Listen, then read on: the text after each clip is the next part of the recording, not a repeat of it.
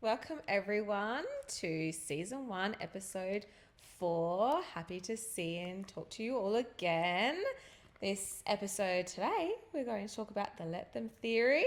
But first, just a little catch up with our lives lately. How's 75 hard been going? Oh, it's been pretty hard. Definitely hard. You're in that bit now. Yeah, I can understand why the name is hard. It's quite mentally demanding. I'm very fatigued. So obviously for those who have been keeping track with my 75 hard, I'm on day 21. Yeah, that's definitely where it starts to get tricky. Day 30 was 30 and after was very difficult for personally myself. I see it now. I feel very, physically, just from my body, burnt out. Mm-hmm. And the concern has been week 1 of school, so I can't be burnt out. Yeah. But it's okay. I'm conscious about it. So I'm trying to do some yoga or meditation, something light, magnesium, to get my body to reset. Because obviously I can't have a cheat day. I can't have a rest day. I have to move. I have to move every day, twice a day. Yeah. It doesn't have to be intense movements, like you said. Light movements. It can just be 2 different types of movements. One can be a strength training, and one can be like a yoga meditation. I like that. It's a really good way. I like going for just little strolls, which you do lots of walks and reading while you walk. But yoga's a good alternative to do. It was really good, especially last night. Had my husband's birthday party with his friends, and I was exhausted from school. Probably had 10 minutes of a break. It was back to back. And I felt like a zombie coming home just from being burnt from 75 hard. It wasn't even from school. Yeah. And I was like, I need to peck up. I don't want to have any more caffeine. I'm trying too much caffeine's not so good. No, it's not good. So I was like, what can I do? So I did this yoga meditation, and it was really good just to stretch my limbs and everything, just to get that tension out. Look, I was still tired, don't get me wrong. I was very tired last night, but it was fine. I felt better. I perked up a bit. Yeah. Oh, that's good. You look very proud that you're still sticking with it. A lot of people start to fall off that wagon. I've thought about it 2 days in a row. But it's fine. I'm persisting. Yeah. It is a mental discipline. Yes. It's not for body image. There's a few people that keep saying, oh, you don't need to do 75 hard. I'm like, no, it's mental discipline. Yeah. It is a challenge that I want to achieve. It's not a physical challenge. It is more of a mental challenge. And definitely it's a good mental. way to reset, maybe some of your structures and things in life to make sure, and you're building good habits as well. Your water intake, reading also, you've mentioned that before. I think people lose sight of that, and they just think anything with exercise related is, and you food have intake, images and body image and stuff. Yeah. It's not about that. It's about clarity here and clarity with everything else. So I feel healthier, which is good. It's just somehow trying to release my muscles, even if I have to go for a massage soon, and a bath with magnesium salt or Epsom salts, just to get that tension off. I need to start putting these practices in place because we've just come back to work. I need to be on my A game. Yes, going back to work is really tricky, especially after a break when you live in a bit of a dream world when it's holidays, because you're in your own time, you have your own schedule. And coming to reality of, okay, I have these set hours. I need to be up at this time. I need to get this organized. I need to plan for this. I need to do that. It just, week 1 to 3, I feel like is just getting back in that motion of things. Absolutely. And then you kind of find your flow. And then you're in a good little flow. And then I feel like towards the end of the term, I just crash. I'd say week 5, you start to feel it. You're like, ooh, okay. Yeah. It's getting a bit meaty now with, say, assignments. To do events. Oh my gosh, yes, events is a big one. And then you hit week 8, I'm tired. I'm ready for holidays again. Yes. But it's fun and games. I am glad to be back though. I like the routine of work. I do. Yeah. Even though it is a lot and it's challenging at times, I can't not work. I think I just would go absolutely bonkers if I did not actually do anything. I'm the I same. get bored. I'm the exact same. I was starting to lose it end of last week. I was like really jittery. I was like, I had too much time on my hands. Yeah. There's only so many times you can go for a walk, go to the gym, see friends, do housework, prepare a really nice different type of dinner that might take a long time. There's so many days in a row you can do that before you start feeling like, okay, I'm a bit bored of that. I want a different routine. I need mental stimulation as well. And I can't keep calling the same 5 people every single day and hoping someone's free. Like, that's... You can't. You can't. It is hard. How are you? Last week was a vibe. Not last week. A couple weeks ago. Yes. Or end of the last term. Surprise everyone. I've actually technically got married. Yeah, it was good. We had a little legal ceremony at the registry office because obviously you've heard lots about next year, Santorini, getting married, but my grandparents and Harry's grandparents can't actually travel overseas. So for them to be a part of our day, we did a nice little registry office ceremony, which was actually really beautiful. It was really cute. Look, it was supposed to be very small. Originally, it was just supposed to be Harry, myself, and witnesses, and maybe our parents as well. And then it just started getting bigger and bigger and bigger. And Harry was like, why are we having another whole wedding? And I was like, look, it's just turned into that. We're just going to run with it now. It was cute. It is. It was really nice. It was nice. To be fair, during the day it was beautiful, and that did feel like a legal ceremony. After, when we had dinner, everyone just came back to my house here, just did it up here, and we had food. That felt like an engagement party because I never had an engagement party. Didn't want one. Don't really like engagement parties personally for myself. Couldn't be bothered.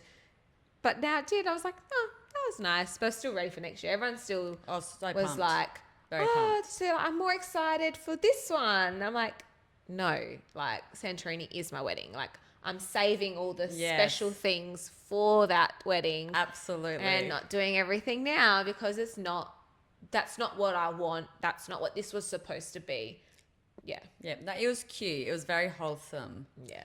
I keep forgetting, like when we release this, it'll be a bit later. You know what I mean? Yeah. Like our timing wise, like we say, oh, this has happened this week, but it'll be later for when we release it. Yeah. From when it's actually FYI. happened. We are pre-planning because, we have to. Organised queens. Absolutely. You got to. Now, for today's episode, we are talking about the let them theory. So some of you may have heard this theory before, especially from a very famous motivational speaker and podcaster named Mel Robbins from the Mel Robbins Show. She's kind of made a fresh take on this theory, which has gone viral. You see it all over Instagram, TikTok. It's such an applicable theory for everyday life. It is, and I think we've gone on a very big journey, which we'll go through a lot of our personal journeys on the let them theory because we've definitely applied a lot. Definitely. That a lot in our lives, and that, a little disclaimer is that with the let them theory, it's not about lowering your expectations of people. It's not about giving up or losing your control of a situation.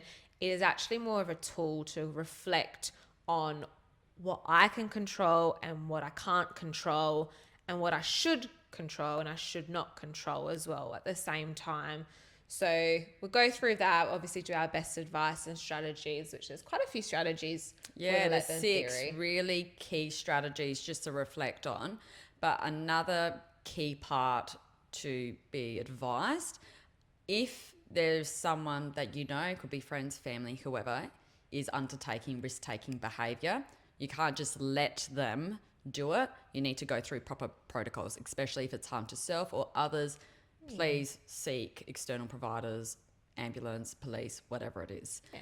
And this is also for families. If you have children under the age of 18, this doesn't mean don't give them boundaries. You need to give children need discipline. boundaries. Yes, very please. Strong boundaries, not like punitive types boundaries, but very clear boundaries on what is appropriate, inappropriate, what is a safe behavior. Absolutely. Inappropriate behavior. But this is more for your adulthood. You're going into a workforce, you're going into relationships. Friendships is a big one. Your life is changing because you are older, mature, you are more responsible for your own behaviors and who is around you. the let them theory comes into play then, not for when you're younger. Absolutely. This is more of a mental detachment. So, not getting too involved in a situation, not overthinking. You're having more emotional peace and clarity. Really analyzing, you can only control what you can control. And it's more of like a mindset shift. Yes. Into what you deem that should be involved in your life and shouldn't be involved in there. And that you realizing that at the end of the day, you can only control yourself. You can't control what other people do. So sometimes you do need to just let them and let them go. But if it is unsafe, that is a big message from today. If you love someone and you're respecting someone, you have strong morals, you will not let someone undertake or continue on a path that you can see is going to end poorly and it's going to either harm them or people around them. Be a good person at the end of the day, always, and always help others. And it doesn't mean start to lose connections with people and cut off friendships. Obviously, if there is a bit of a breakdown, repair. Do as much as you can to repair.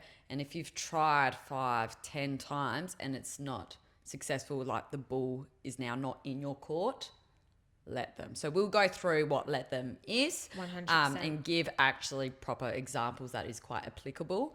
But we just wanted a nice, clear disclaimer. Yeah, we don't want people to get a misinformation. Or misconstrued. Yeah, being very, very clear and being realistic for our goals and for our episodes.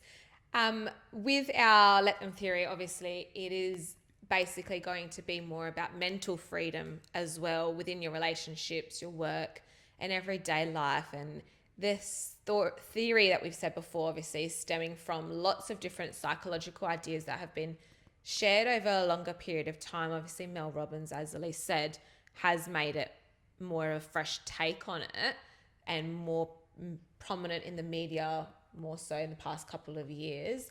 But this has an idea that's been around for a while now. Sometimes things take different forms and different names, but the core values and ideas has are always been there. Absolutely. Now, for like our take on it, I remember when I would be quite obsessive with what people thought of me at school. When I was in high school, I was very conscious of, are people gossiping about me? Is this what people think about me? It would go through my head constantly and I was very insecure. Right now, if someone had to speak poorly about me, let them. Go for gold. Yeah. See, I was not in high school. I felt like my high school was really, really good. The girls that were in my year level and even above and below, I didn't actually really care. They weren't malicious people. I actually had a really good high school experience. That's really good. And I went to an all-girls high school as well. So, sometimes you can get really good year levels. 2 years above me were horrible to one another. I'm not going to lie. I'm not saying all girls schools are perfect.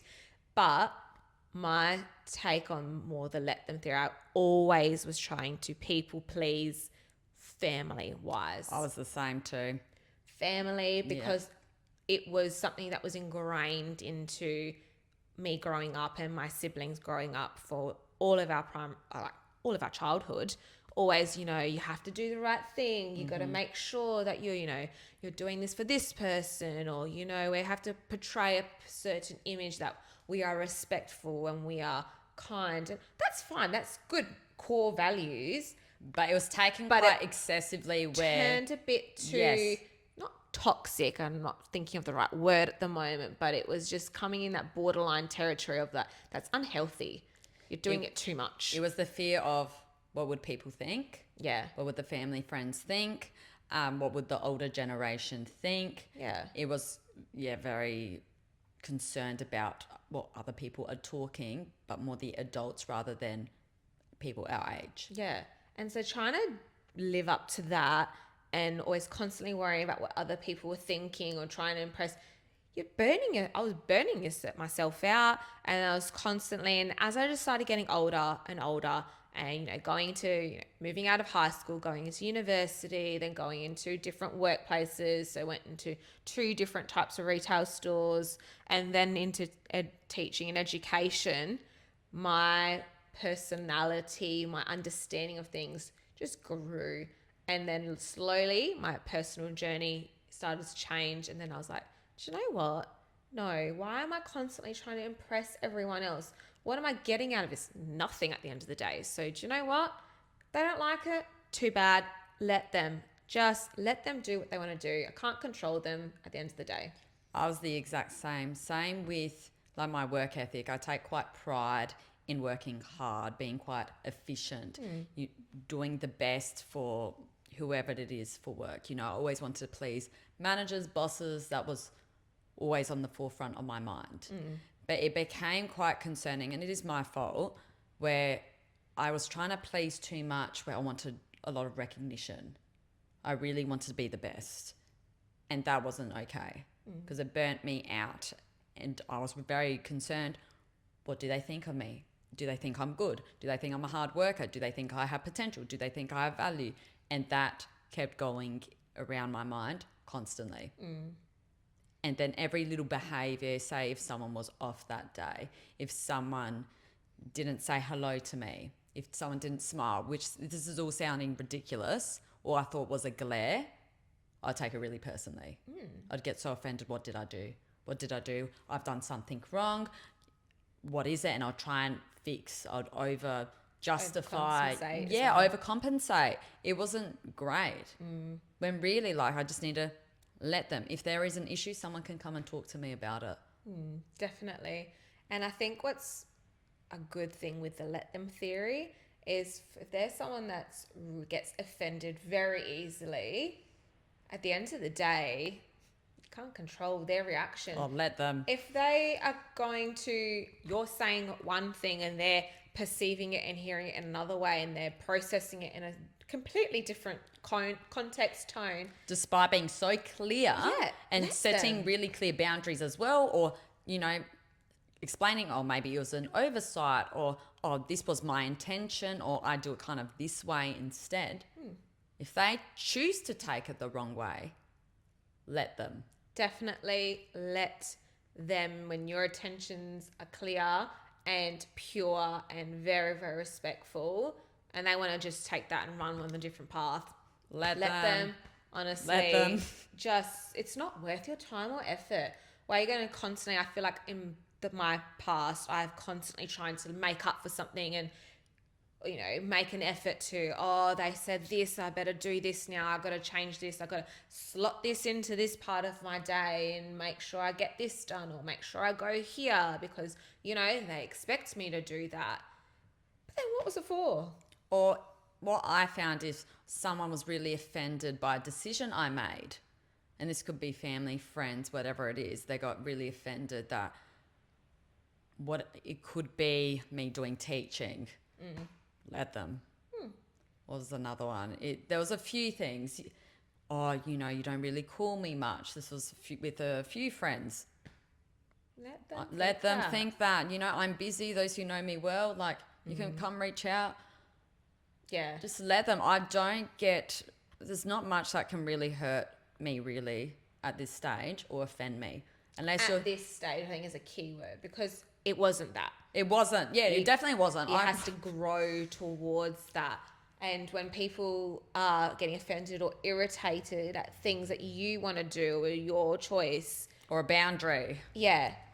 At the end of the day, you're in control of your own life. You are there to make your own thoughts and decisions. And if people want to get irritated with them and not appreciate where you're coming from or try to see where you're coming from, let them.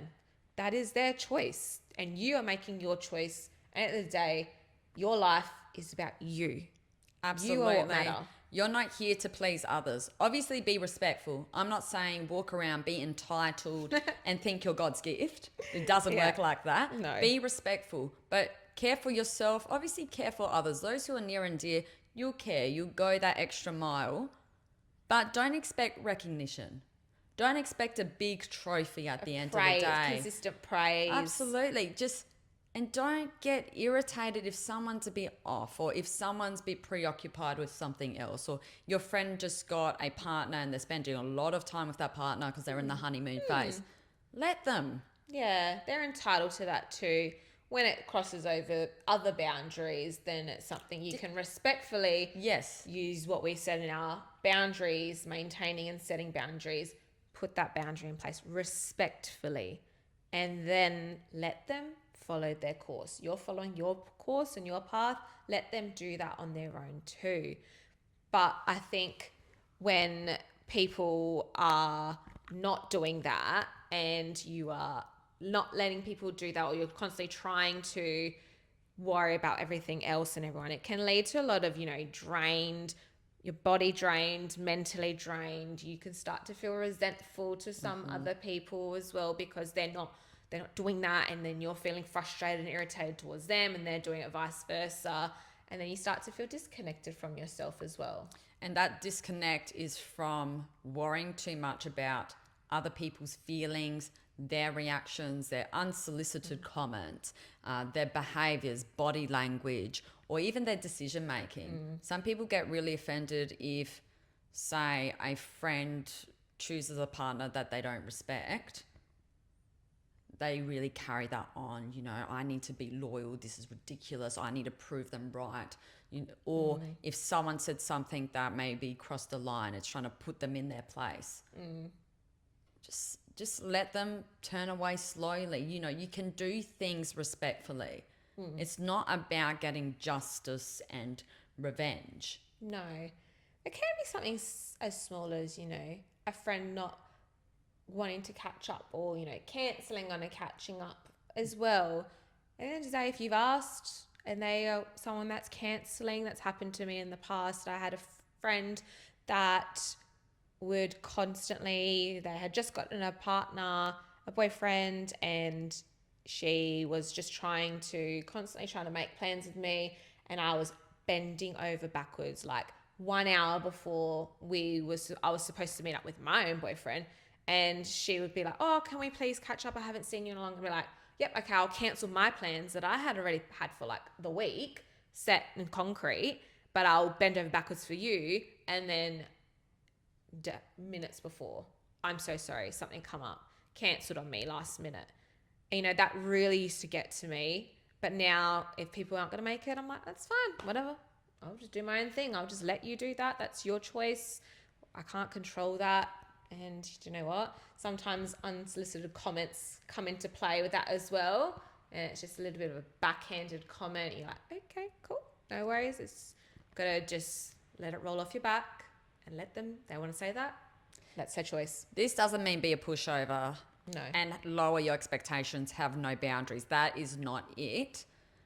But if someone was saying a very unsolicited comment, just say it firmly, like your boundary. Oh, can you clarify that, please? Oh, what did you mean by that? But if you know it's going to lead to an argument, there's no point. It's just going to, cause problems, making a comment back or asking clarifying, sometimes we'll take something like this and then make it into this. So sometimes if you know it's going to cause a problem, or you know it's going to cause an argument, let it go and just walk away. And now what that person is like. They've made that comment. You forgive but don't forget. You don't have to don't respect them either. Reactive and respond back to their unsolicited comments too. Obviously, if it consistently happens, then that's something you now need to. That's a problem. You're allowing yourself to be a pushover in that sense, and there you need to actually set the boundary and say that's inappropriate. That's not okay. You're being quite rude. Absolutely. So it's more just a mental clarity that you're not reacting over every little trigger. That's the main thing. It's just to keep yourself peace. Like, I just think if I had to react over every little thing, can really ponder, has that person made an effort with me? Why have they taken so long to text me? Why have they not replied to me? Why did they not say hello to me today? Why did la la la la la? I would go mentally insane. You'd be stressed. Your stress levels would be through the roof for no reason. But then it leads to victim mentality. Yes. That's another whole... Yeah, we will get to that eventually. Whole thing. But yeah, the let them theory is mental freedom and inner peace within yourself, so that you feel calm and connected with yourself, with those around you that matter, and that you're not consistently stressing about what every single thing is happening in your life and over analyzing things. So that was a very good key point. Absolutely. So it's mainly let others feel how they feel. So if someone is feeling anxious or if someone's upset by something and you don't really see the point in that, you have to not take those emotions on. Just let them feel how they feel. You don't have to solve every problem. Just, you can comfort. You can just listen. Of course.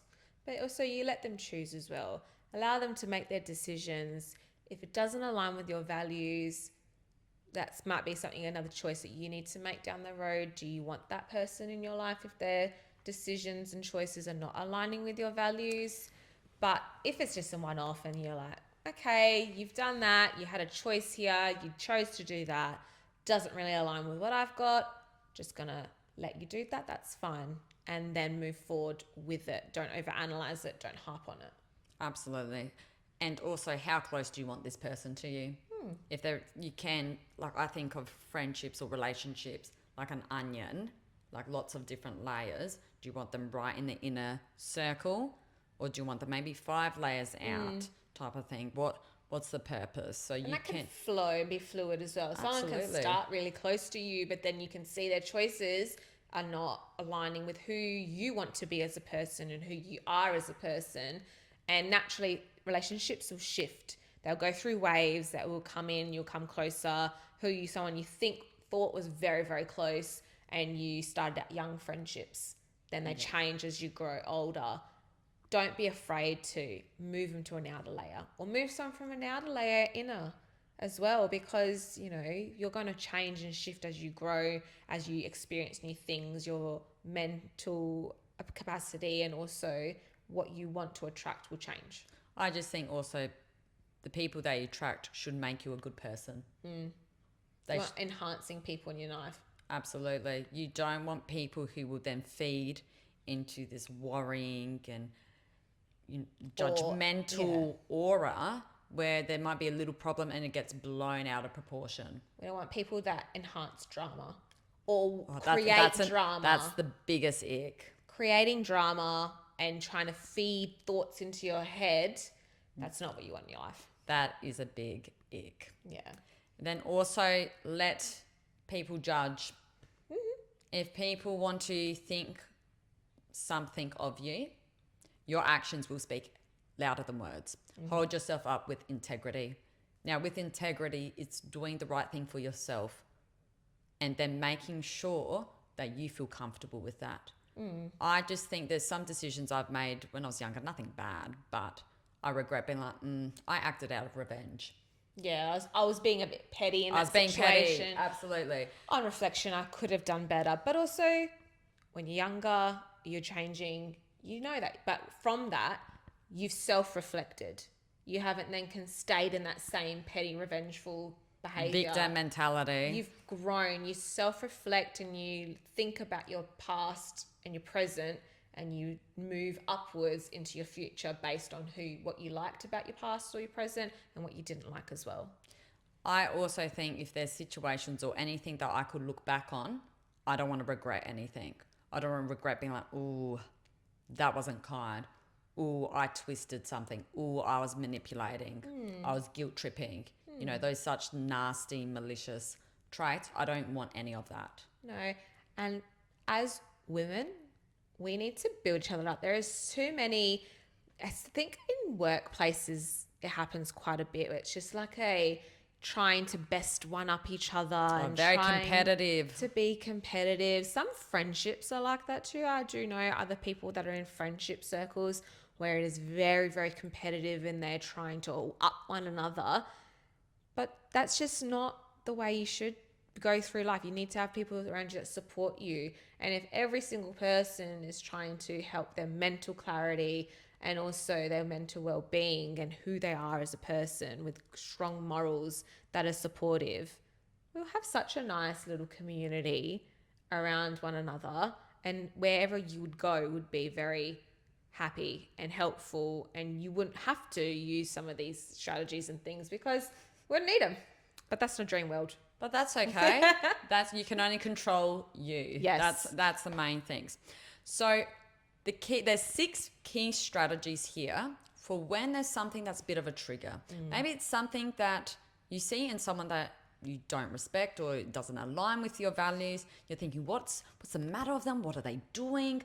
Or why doesn't this person see me for this? Why do they think this? I want them to think of me la la la la la. You know, where you're really anxious about perception, reaction, feelings, emotions of others. When that arises, step number 1, pause, then respond. I love this one. I Pausing love before this strategy doing that, so much. Look, I forget sometimes, I a lot do of the too. time, to pause, but I'm trying to make more of a conscious effort to pause before I respond to things and take a deep breath and then go, okay, is this my thing to carry right now? Or is this not even about me? Should I be doing anything? Should I create some space between my action and their reaction, or their actions and reactions there? But that pause, we tell that to kids to do all the time. First pause, then go this. And it's really important as adults that we actually do that as well. We need to pause and have a think like, is this person trying to get a reaction out of me? Sometimes people do. Some people love that. Yeah, they love it. They purposely will say things to try and trigger you, and because some people love to see that. What emotion am I going to get? Am I going to get anger? Am I going to get aggression? Am I going to get sadness? They love it. They feed off of it, but we don't want to give them that. You want to it's toxic. pause and then go, okay, is this actually my thing to bear right now, or is it not? That leads Goes to step 2. Absolutely. Leads to number 2. You have to ask yourself, is this in my control? Is this within my control? Can I change someone's thoughts, feelings, comments? No. Definitely not. You can't. You cannot. Unless you got some unnatural powers, but no one can. You can't control someone else's words, actions, or feelings, even their thoughts. You can't get inside someone's head. You can't. Now, if you've done something wrong, this is part like from our previous episode about guilt, you can go and apologize, reflect first. But if it's not within your control, if this is a stubborn thought that someone has about you, look, time will tell. Time heals all wounds. Act with integrity. You don't have to prove anyone wrong. You don't have to seek justice or revenge. No. Just think, I need to safeguard myself. I can only do what I can do. Control your own words, your own actions and reactions as well. And that comes to number 3, asking yourself, is this coming from a place of love? Determining if this person that has said or done something has your best interests at heart. Sometimes people that we love and generally have our best interests at heart can say some things that might be opinionated or sometimes a little bit hurtful. No one's perfect. They might have those slip-ups. So you ask yourself, okay, this person genuinely really does love me. They might have just had a lapse in judgment. It was just a little slight blip in their time frame. But then you can then move on to number 4, acceptance. You need to accept others for who they are. So this is a very common one. We're in relationships where a partner is trying to change another partner. They've got this idea of this partner. I want you like this. I can save you. Right? It's a massive stereotype. You can't. No. You can be a great influence. Like right now, we're trying to be good influences on you. But we can't control what you're thinking. We can't control what you do. But also, you had that person in your life for a reason. Something drew you to that. Why would you draw yourself to someone but then want to change completely why you wanted them in the first place in your life? But people like the idea of people. Yeah. Oh, that's a good way to say that. Yeah, that you like the idea of that person. Yeah. But then when you really get to their core values and their interests, you may not agree with that. And that could be as a friend. It could be a romantic relationship. It could be even children. This is hard when you've got an idea of your son, daughter, whoever, and they might have a different path in life. And this is, we're talking about adult children again from beginning of our episode. Adult children, they might decide to go and have a gap year instead of go straight to uni or TAFE as a future pathway. Or they might decide to move to Switzerland and you want your child there. You want, you want them with you. Yeah. Even moving interstate or even choosing a career path that maybe they generally don't view as, prestigious or elite, for example, or not what they had for their plans in their head. Unfortunately, you need to accept. Yeah. Accept it, move on. That's their thoughts. You can't control that. Let them think that. Move on. Mental freedom. Absolutely. Don't carry that load. And then last one is fill your cup. So this is a great metaphor of being around people who make you feel good, who feel your energy, who make you happy. Empower you. Oh, that's a good word, empowerment. They bring you up. I love the fill your cup. A lot of people within my life now are people that fill my cup. It's hard when you losing people in your life, but then you reflect back on it and go, actually, there's a reason I let those people go. They weren't filling my cup. They were draining my cup. Really, energy vampires. They're really draining your soul, trying to create drama, trying to overthink things, playing victim, feeling sorry for themselves. And sometimes it's fine to have a small group of people around you. Some people think the more people in my life, the better my life is, the more sustenance my life has. But if those people are not filling your cup, and if they are emotional vampires, you don't want that. There's no point having them. Keep your onion layers to the core layers that are going to help and empower you within your life. You may need to cut them off or bring them back. Distance. It depends. Every situation's quite hard, but we'll go through that another time. Now, some book recommendations. If you do want to read more thoroughly about this theory, the book is The Let Them Theory by Mel Robbins. Surprise. You've read that before, haven't you? I haven't read this one, no. I listened to her podcast, her show with these episodes, but I haven't actually read this book, so no, I haven't. You haven't either, have you? No, I haven't. Might have been someone else. Yeah, no, not me, not this one. Normally I've got a couple here, but you do. Yeah. Not this time. But also there's a lot of other podcasters that talk about similar things. They might not call it the Let Them Theory, but they might call it, emotional management or something along those lines. Even just the emotional vampires. Alexis Fernandez talks about that. Alexis Fernandez. Yeah. Oh, I have a girl crush on her. I love her. Love her so much. She is one of the first podcasters I went because you told me to watch her. I'm obsessed. And honestly, changed my viewpoint. She changed my life. And my life to get me where I am today. Oh, I'm the exact same. Yeah. She is phenomenal. Such a good role model. Very good role model. Someone who's our role model. That's a role model for you. So, it's good. But honestly, everyone, thank you so much for today and going through. It's been a really good episode. Yeah. I feel like hopefully through our journeys and what we have experienced, you're able to make some connections or maybe see some clarity on a situation that you might not have thought of before and go, wait, that situation sounded a lot like something I'm in or I have been in. And then you've now realized what steps you could take to be able to move forward from them. But to summarize, the Let Them Theory is a tool.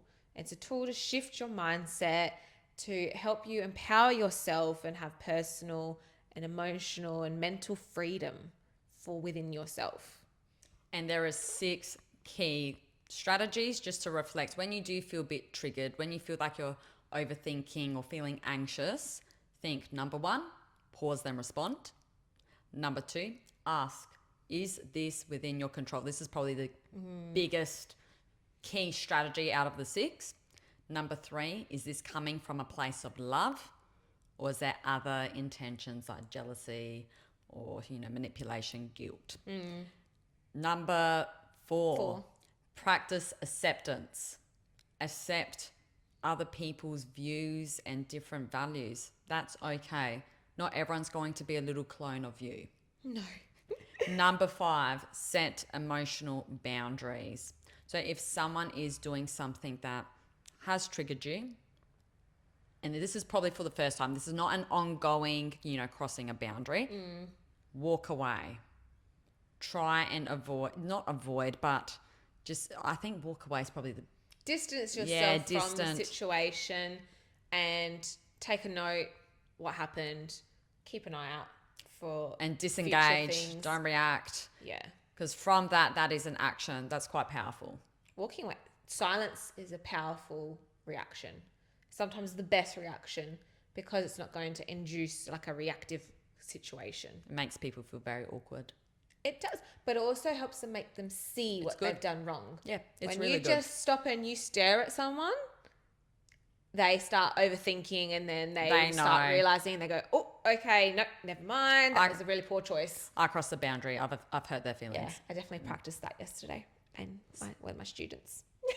I did this yesterday, but with adults. Yeah. So fun times. But lastly, fill your cup. Be around others who want the best for you, who energize you. So you don't leave a conversation or a catch up feeling drained. You feel so happy. You feel energized. You're inspired by them. You respect these people. Yes, definitely. And that was all of our strategies and episodes on the Let Them theory. Quick reminder, it's not about being a pushover. It is about standing up for yourself, but letting things go that are unnecessary. Small problems, very small problems. Small problems. Big problems, this is completely different, but Big problems go back to guilt, setting boundaries, our previous episodes. They all link with one another because they are all tools and foundations to help you have a happy, healthy, and powerful life.